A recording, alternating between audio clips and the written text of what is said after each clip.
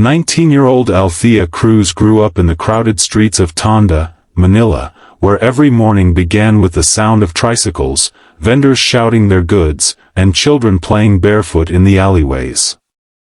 Her family lived in a small rented room above a sari-sari store, with walls thin enough for her to hear the neighbors' conversations and the constant hum of the busy streets. Life was simple, but never easy. Her father worked long nights as a security guard in Divisoria, while her mother spent her days grilling isaw and selling small food packs to earn extra income. Althea helped whenever she could, but her real passion had always been singing. Since she was little, music had been her escape.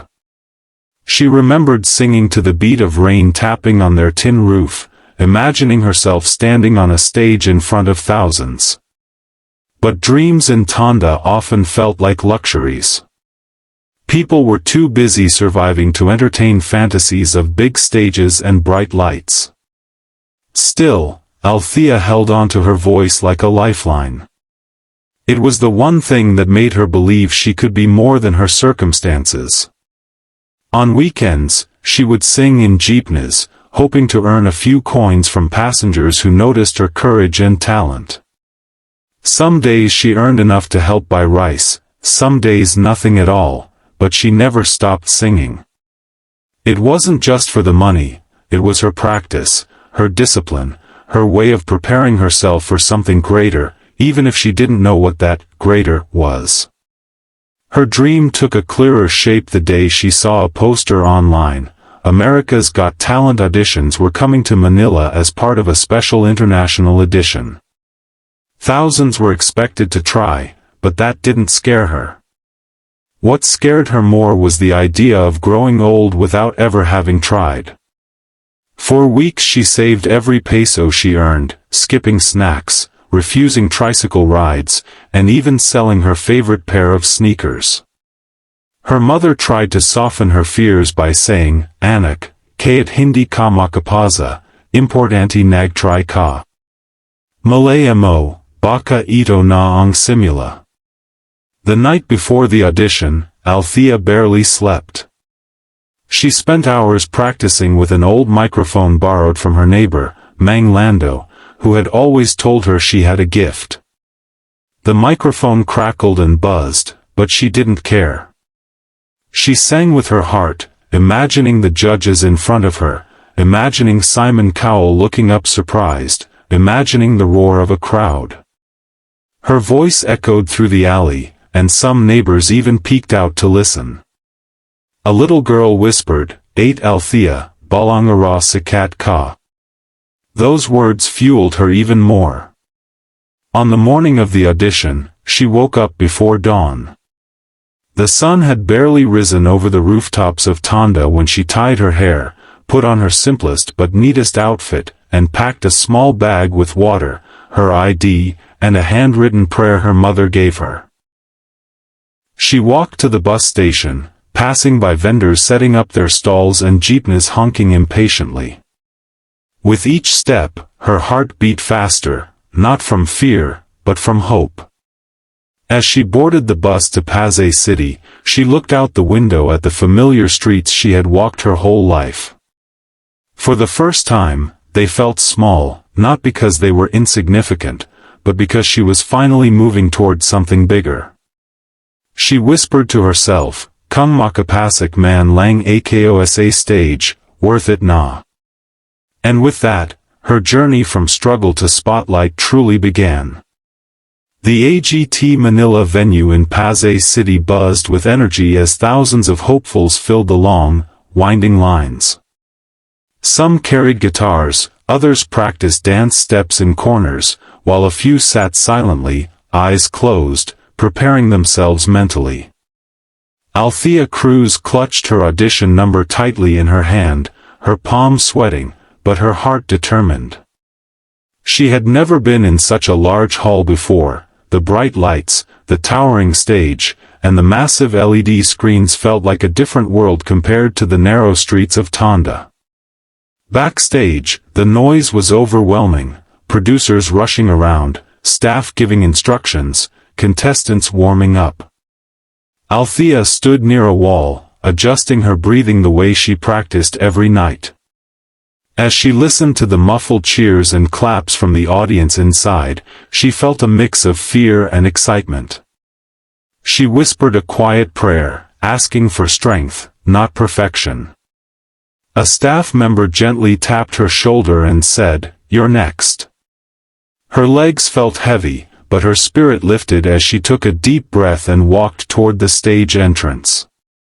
When the stage door opened, she was blinded momentarily by the intense lights. The audience was massive, far larger than she expected. The judges' table glowed at the front, and she instantly recognized Simon Cowell sitting in the middle, his signature stern expression studying her as she walked out. The crowd quieted, waiting to see what this young Filipina from Tondo would bring. Simon leaned forward slightly and asked in his calm but searching tone, "Hello. What's your name?" She answered softly but clearly, "My name is Althea Cruz, from Tondo, Manila." Simon raised an eyebrow, intrigued. "Why did you come here today?" She swallowed hard, trying to calm her trembling voice. "I want to show that even someone from the struggles of Manila can shine. I want people from places like mine to believe we can dream big." The honesty in her voice made the audience murmur.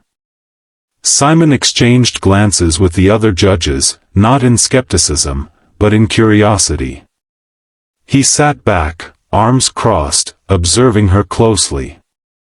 Althea nodded to the sound engineer that she was ready.